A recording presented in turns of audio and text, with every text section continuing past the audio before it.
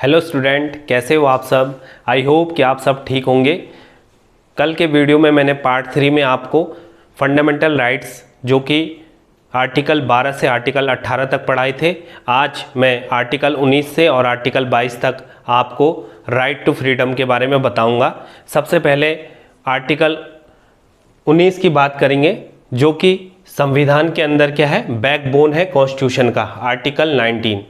सबसे पहले article 19A में freedom of expression and speeches, हम कहीं पर भी हमें बोलने की जो आज़ादी है, अभिव्यक्त करने की जो आज़ादी है, वो 19A के तहत संविधान द्वारा दी गई है।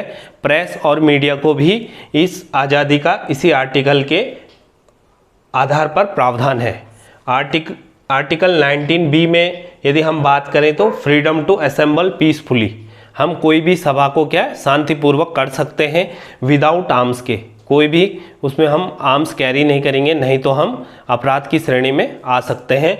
आर्टिकल 19C में बात करेंगे फ्रीडम टू फॉर्म यूनियंस और एसोसिएशंस, हम कोई भी सभा और संगठन बना सकते हैं इसके तहत, जैसे कि लेबर ऑर्गेनाइजेशन और भारत में बहुत सारी ऑर्गेनाइजेशनें इसी आर्टिकल के अंतर्गत बनाई गई हैं।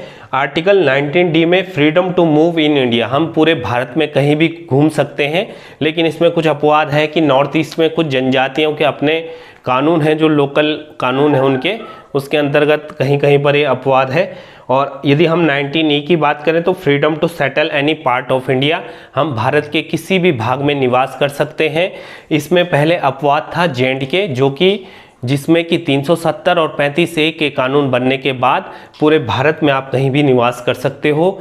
यदि बात करें हम 19G की, freedom to practise any profession, आप कहीं पर भी अपना पूरे भारत में कोई व्यापार खोल सकते हो, लेकिन इसमें अपवाद ये है कि आप कोई भी अनैतिक कृत्य बच्चे या किसी महिला के साथ कुछ इस तरह का व्यवसाय नहीं खोल सकते।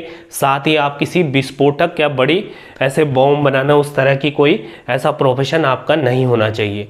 ये 6 जो राइट टू फ्रीडम है, इसमें एक और था जो कि 19F के अंतर्गत आता था, right to hold a property, लेकिन इस जो संपत्ति का अधिकार था होल्ड करने का, वो अब क्या कर दिया गया है, उसे कानूनी अधिकार बना दिया गया है। ये अधिकार 44वें संशोधन, जो संविधान संशोधन हुआ था 1978 अधिनियम के अंतर्गत, मोरारजी देसाई ने उस समय किया था। इसमें ऐसा होता है कि कोई किसी ज़मीन में अगर भारत सरकार को कोई रेलवे को कोई रेल बिछानी हो या कहीं पर कोई सड़क मार्ग करना हो, तो उसके लिए जो प्रॉपर्टी का अधिकार था तो वो मना भी कर सकते थे अगर उसकी खुद होल्ड की हुई प्रॉपर्टी है। तो उसके कारण इसको एक कानूनी लीगल राइट बना दिया गया, जिसके तहत कि सरकार को अगर कहीं पर ज़रूरत पड़ रही है तो वो उस चीज़ को उस तरह से कर सकती है।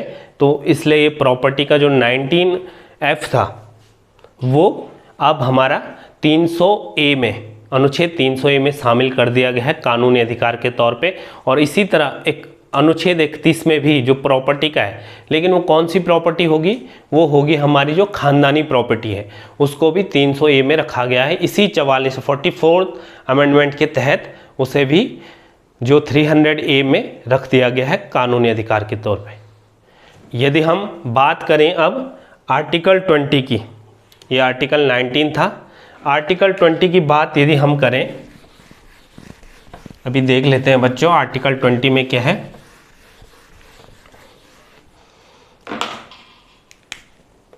आर्टिकल 20 है, यदि आप किसी अपराध सिद्ध होने पर, किसी अपराध के सिद्ध होने पर कानूनी तौर पे आपको क्या क्या संरक्षण प्राप्त है, तो उसके बारे में आर्टिकल 20 में बताया गया है। आर्टिकल 20 के अंतर्गत आता है कि यदि आप अपराधी हो तो आपको एक ही बार उस अपराध की सज़ा मिलेगी, और जिस कृत्य के लिए आप जिस समय अपराधी घोषित कर दिए गए उस समय जो कानून था वही कानून आप पर लागू होगा। इसके अलावा आप अपने विरुद्ध कोई भी गवाही नहीं दे सकते, ये आर्टिकल 20 कहता है। आर्टिकल 20 अपराधों के लिए दोष सिद्ध के संबंध में संरक्षण है, protection in respect of convictions for offence. तो ये मैंने आपको 3 बातें जो बताई हैं आर्टिकल 20 की, कि अपराधी एक ही बार अपने उस अपराध के लिए एक ही बार सजा का हकदार है और वो एक ही बार उस कृत्य के लिए सजा होगी उसको। दूसरा, उसको क्या है, वो अपने विरुद्ध गवाही नहीं दे सकता और जिस समय का जो अपराध है वर्तमान में जो उसका कानून होगा वही उस पर लागू होगा जिस समय उसने जो कृत्य किया होगा। तो ये आर्टिकल 20 है। और आर्टिकल 21 हमारे पास है प्राण और दैहिक जो स्वतंत्रता होती है उसके बारे में। तो प्राण के बारे में अगर हम लाइफ से बात करें तो एक जो सुसाइड या आत्महत्या है वो भी क्या है, एक अपराध श्रेणी में आता है।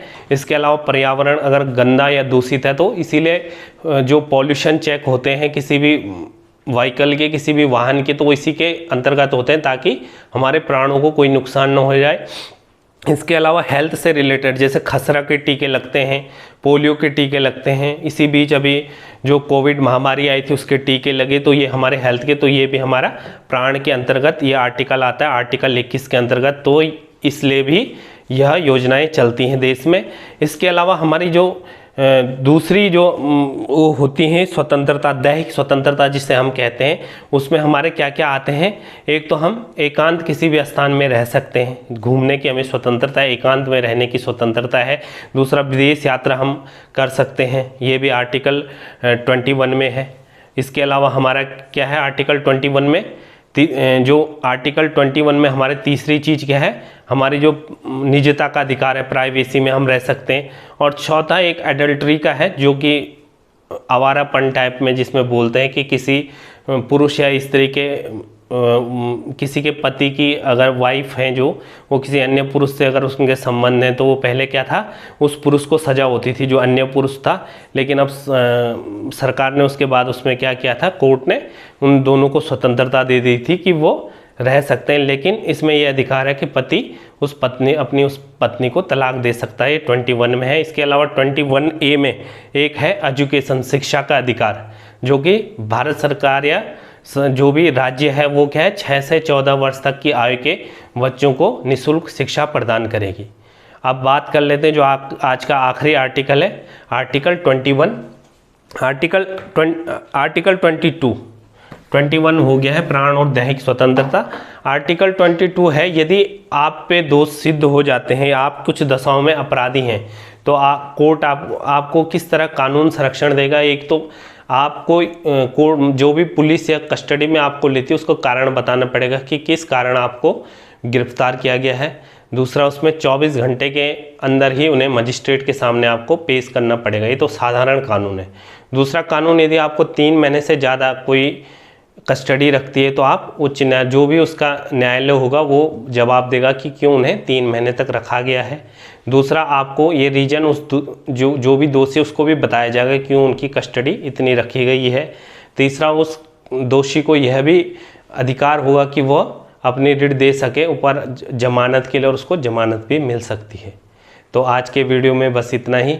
अगले वीडियो में फिर मिलते हैं नए वीडियो के साथ। तब तक के लिए जय भारत, जय उत्तराखंड। Thank you.